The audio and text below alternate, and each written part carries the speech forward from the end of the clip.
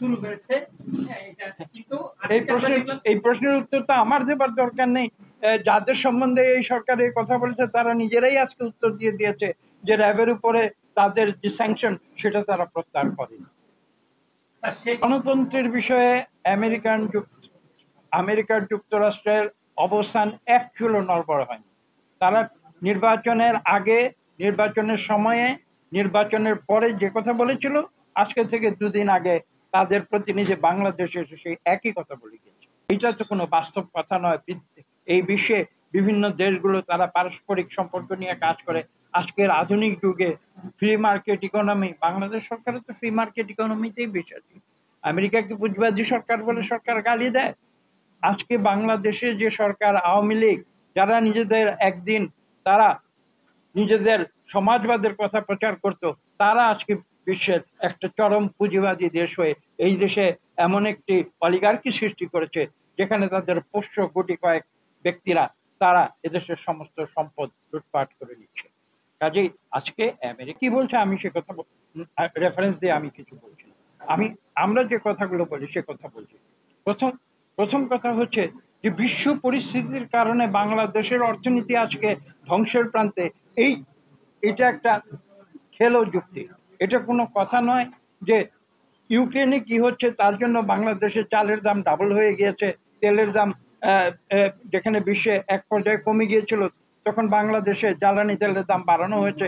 কাজে বিশ্ব অর্থনৈতিক পরিমণ্ডলে কি হচ্ছে সেটা দিয়ে বাংলাদেশের অর্থনীতিকে বিচার করলে এটা সম্পূর্ণ ভুল হবে।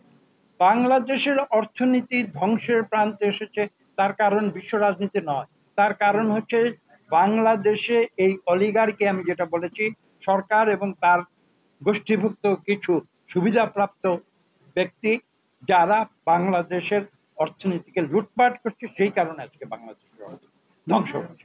এই কথাটি কিন্তু স্পষ্ট করে বুঝতে হবে। সরকার বিশ্ব রাজনীতির দোহাই দিয়ে নানান কথা বলবে, তেলের দাম বেড়ে গিয়েছে, গমের দাম বেড়ে গিয়েছে, চালের দাম বেড়ে গিয়েছে, এগুলো সব ভুয়া যুক্তি। এই কারণে বাংলাদেশের অর্থনীতি ধ্বংস হয় না, সেটা আমরা স্পষ্ট করে দিয়েছি। বাংলাদেশ ব্যাংকে হাইস্টের মাধ্যমে $1 বিলিয়ন চুরি করার ব্যবস্থা হয়েছিল, সেটার সঙ্গে বিশ্ব রাজনীতির কি সম্পর্ক থাকতে পারে? আজকে বাংলাদেশ তারা লক্ষ লক্ষ হাজার কোটি টাকা বাংলাদেশ থেকে কালো চোরাই পথে ডলার কিনে বিদেশে পাচার করেছে, তার সঙ্গে বিশ্ব অর্থনীতির কি সম্পর্ক থাকতে পারে? কাজে এগুলো ভুয়া কথা সরকার বলে তারা নিজেদের দুর্বলতা একদিকে ঢাকতে চাচ্ছে, অন্যদিকে জনগণকে তারা ভাওতা দিতে চাচ্ছে। এসব করে তারা শেষ রক্ষা করতে পারে। সমালোচনা সরকার করুক, সেটা কথা নয়। আবার আমেরিকার পেছনে পেছনে সরকার ঘুরে, সেটাও আপনারা দেখতে পেয়েছেন। বাস্তবতা আসলে এগুলো নয়। বাস্তবতা হচ্ছে এই যে মানুষের অধিকার এটা একটা চিরন্তন একটা আকাঙ্ক্ষা, এবং মানুষের অধিকার যদি প্রতিষ্ঠিত বাংলাদেশে না হয়, বাংলাদেশ সৃষ্টির পিছনে যে আদর্শ এবং উদ্দেশ্য ছিল সেটা সম্পূর্ণভাবে ধ্বংস হয়ে যাচ্ছে। সরকার যদি ভেবে থাকে যে আমেরিকার যুক্তরাষ্ট্রের প্রতিনিধি বাংলাদেশে এসে সরকারের সঙ্গে কথা বলছে, কাজে সব সমস্যার সমাধান হয়ে গিয়েছে, এটা সম্পূর্ণ ভুল ভাবনা। হ্যাঁ, এখানে দূতাবাস রয়েছে, দূতাবাসের মূল দায়িত্ব হচ্ছে দুটি দেশের মধ্যে পারস্পরিক সম্পর্ক, কূটনীতি, ব্যবসা বাণিজ্য সব কিছু বজায় রাখা। কাজেই তাদের সঙ্গে আমাদের সরকারের যে সংলাপ সেটা তো চলতেই থাকবে, কেননা সেটা যদি বন্ধ হয়ে যায় তাহলে তো দেশের দূতাবাসও বন্ধ করে দিতে হবে, এদেশের দূতাবাসের তো আর কোনো কাজ থাকবে না। কিন্তু আর ব্যবসায়িক এবং অন্যান্য যে সম্পর্কের কথা বলেছেন, এটা তো একটা বাস্তবতা। এই পৃথিবীতে তো আজকে তো ফ্রি মার্কেট ইকোনমি চলছে। আমি তো একটু আগে উল্লেখ করেছি বাংলাদেশ সরকারও তো ফ্রি মার্কেট ইকোনমি বরণ করে নিয়েছে। কাজে এইখানে ব্যবসা বাণিজ্য, পারস্পরিক সম্পর্ক, কূটনৈতিক সম্পর্ক, জিওপলিটিক্যাল সম্পর্ক, এগুলো নিয়ে আলাপ আলোচনা তো চলতেই থাকবে।